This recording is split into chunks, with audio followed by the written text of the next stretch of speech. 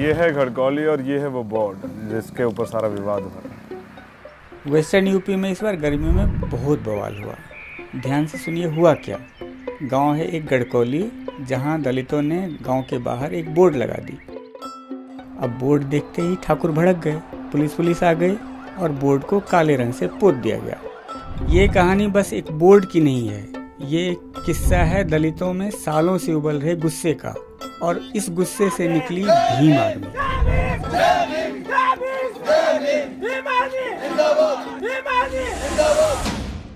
पहले वाले चमार रहे जो डर कर आएंगे। जो विधायक काम नहीं करा गोली मारने से मैं वादा कर रहा हूं आप लोगों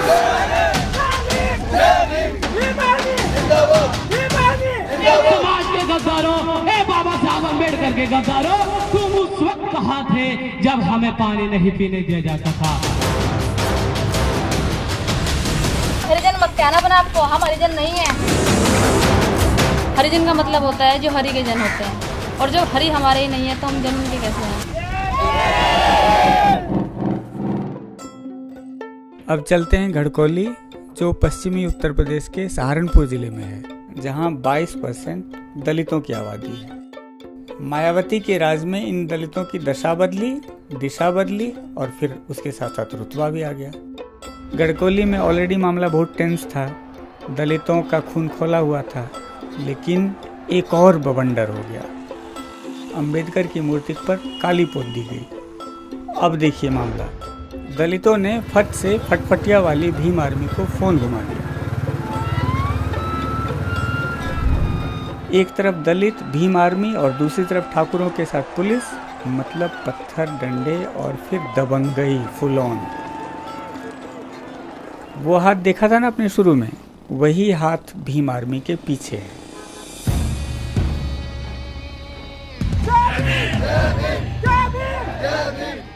भीम आर्मी एक विचारधारा है। आने वाले समय में हम लोग बाबा साहब के विचारधारा अम्बेडकरवाद से भारत निर्माण करेंगे।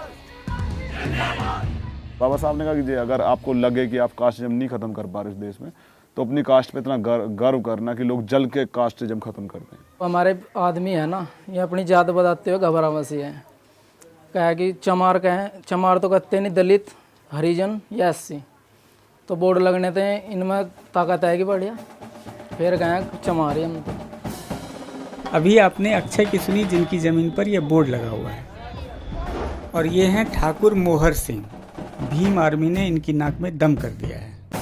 बड़ापन के प्रतीत है, गलेट कहने बड़े को, तो उसके आधार पे ना हम भी कुछ हैं, कॉलर जैसे ऊपर ठाए ना ऐसे कर दिए तो बड़ापन होएगा हमारे पर अत्याचार करने के लिए। क्यों, हमारी कोई सुनवाई नहीं है। तो ये काम हमारे जब कोई बात होगी ना, तो फोनों द्वारा भीम आर्मी मोटरसाइकिलों भीम आर्मी में लगा। पास का एक गांव है छुटमूलपुर, वहाँ एक इंटर कॉलेज है। वहाँ ठाकुरों का बोलबाला है, क्योंकि वो ठाकुरों का ही कॉलेज है। मैं बेंच पे बैठा था ना, जैसे कहा कि इसको सफा करो, मैंने कहा भाई नहीं कहूँगा, और मेरे साथ मारपीट हुई। एससी के लड़के थे, वो पानी पीने जाते थे ना, तो उनको लात मार देते। और इसी कॉलेज से, इसी इंटर कॉलेज से शुरू हुआ भीम आर्मी का किस्सा। दलितों को अपमान ये बर्दाश्त नहीं हो रहा था। तंग होकर दलित लड़के लोकल लीडर चंद्रशेखर के पास पहुंचे। अब चंद्रशेखर जी इसी कॉलेज से पढ़े हैं और इसी गांव के हैं। चंद्रशेखर ने बहुत समझाया, पर ना तो स्कूल वाले माने और ना ठाकुर लड़के। भीम आर्मी का फंडा है, सीधी उंगली से घी ना निकले तो उंगली थोड़ी टेढ़ी कर लो। एक उबाल शरीर के अंदर रहता है कि यार, मतलब हमारे होते हुए ये सब चीज़ें हो रही है तो हमारा होना बेकार है। अगर उन्होंने हमारे किसी 2 बच्चों को पिटाई की, तो हमारे बच्चों ने भी उनके 4 बच्चों की पिटाई की। आज वो इस चीज़ को महसूस करते हैं। ये हैं सतीश कुमार। सतीश कुमार भीम आर्मी के गाइड। पश्चिमी उत्तर प्रदेश जो है सबसे मजबूत है शेड्यूल कास्ट के मामले में, क्योंकि यहाँ पे हम लोग एकता है, हमारे अंदर हम यूनाइट हैं। अगर कहीं भी कोई घटना होता है तो ये पूरे क्षेत्र का शेड्यूल कास्ट वहीं पर मिलेगा।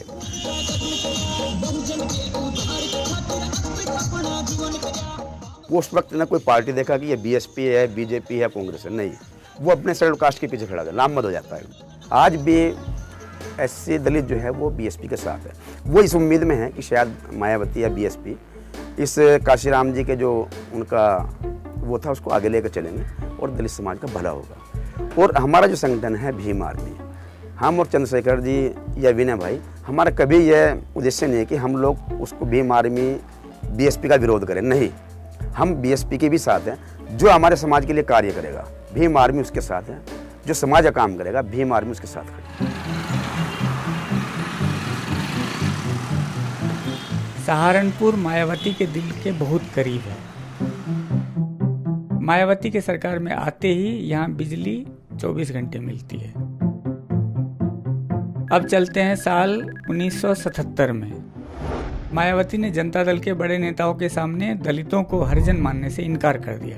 यही वो भाषण था जिसमें मायावती कांशीराम की नजर में आई और फिर यूपी की मुख्यमंत्री बनी, एक नहीं 4 बार। बाकी तो इतिहास है जो आप जानते ही हैं। गांधी ने कहा था हम लोगों को हम हरिजन हैं। जो ब्राह्मणवादी लोग हैं हरि के जन वो हैं, हरिजन भी वही हैं, हम लोग हरिजन नहीं हैं। भीम आर्मी में भी एक दमदार महिला नेता है जो धारदार बोलती हैं और लोगों से डायरेक्ट कनेक्ट रखती है। अभी हमारे यहाँ पे घड़गोली में कांड हुआ था, जो हमारे बाबा साहब की प्रतिमा के ऊपर कालिक पोत दी गई थी। तो अभी मालूम है हमको कि बहन जी सत्ता में नहीं है, लेकिन फिर भी उन्होंने सहारनपुर आने की कोशिश नहीं की। उनसे लोग बहुत खफा हैं। बाबा साहब ने हमें बहुत साल पहले कहा था कि मेरे समाज के लोगों गाँव छोड़ो, गाँव से शहर में जाओ, और शहर छोड़ो, शहर से विदेश जाओ। लेकिन गाँव के लोग गाँव में ही रह गए। देखिए, मनवाद तो हजारों सैकड़ों सालों से हमारे सर पे, हमारे दिलो दिमाग में है।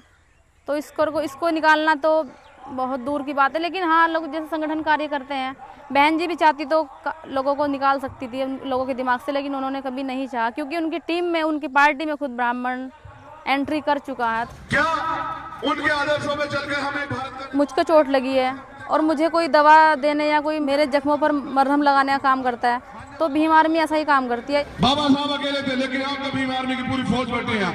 आप लोग साथ दोगे नहीं दोगे? हाथ उठा के बताओ जरा मुझे। 2013 से पहले कुछ समय ऐसा हुआ कि मेरे फादर बीमार हुए। जब मैं खाली बैठ रहा था तो मैं इन्हीं बातों को सोचता, तो मुझे पापा से बात करने का मौका मिला। तो मुझे लगा कि कहीं ना कुछ ऐसा उन्होंने कुछ चीज़ें बताई कि आप चाहे कितना भी कर लें, लेकिन यहाँ से ये जो शोषण दलित लोगों पर चल रहा है, इसे आप ख़त्म नहीं कर सकते। और कई बार ऐसा होता था कि मुझे मेरा अपमान किया था पीने के पानी का गिलास देते वक्त, कि भाई ये गिलास जो है मास्टर जी का चमार हैं, तो ये गिलास अपने आप ही उठाएंगे। कई बार प्रधानाचार्य तो मुझे फील होता था। रोहित वोमले का एक मामला हुआ था कि एक युवा पीएचडी करने वाले छात्र को साजिशन मार दिया जाता है, क्योंकि वो वहाँ अम्बेडकरवाद का ज़्यादा प्रचार कर रहा था। और उसके बाद भीम आर्मी के चलते एक ऊना में जो कांड हुआ है कि वाल्मीकि समाज के कुछ लड़कों को इसलिए पीटा जाता है कि वो मरे हुए जानवर लेके जा रहे थे। लेकिन जैसे सोशल मीडिया आया तो ये सब चीज़ें आज आम आदमी ने देखना स्टार्ट कर दिया। इस कम्युनिटी ने फील किया कि इनके साथ शोषण होता है, और जबकि ये बहुत दिनों से चला आ रहा है। जात पात के नाम पे भेदभाव यह आम बात है, हर दिन अखबार में हम पढ़ते हैं। लेकिन भीम आर्मी उन केसेस को उठाती हैं जो दिखते सामान्य हैं लेकिन होते बहुत बड़े हैं।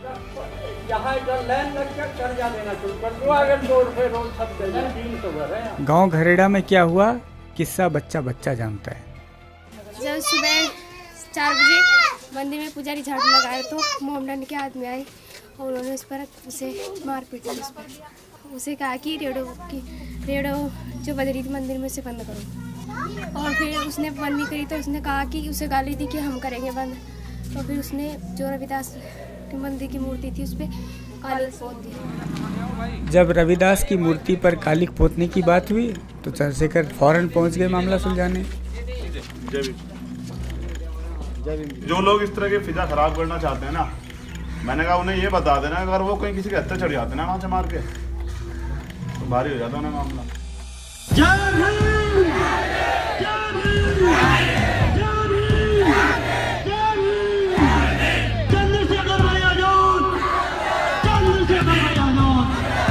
और आज रोहित राज अम्बेडकर कपड़े पहने खड़ा है, आज ये बोल रहा है, तुम सुन रहे हो, वो अधिकार दिया है बाबा साहब अम्बेडकर ने। ये है रोहित राज, भीम आर्मी के शिक्षा मंत्री, उम्र 15 साल, लेकिन जोरदार भाषण देते हैं। हम सभी भीम की संतानें हैं, ये एहसास करा देंगे, अब तुम हम पर ज्यादा अत्याचार मत करो मनवादियों, वरना तुम्हें सहारनपुर से ही नहीं पूरे भारत से मिटा देंगे।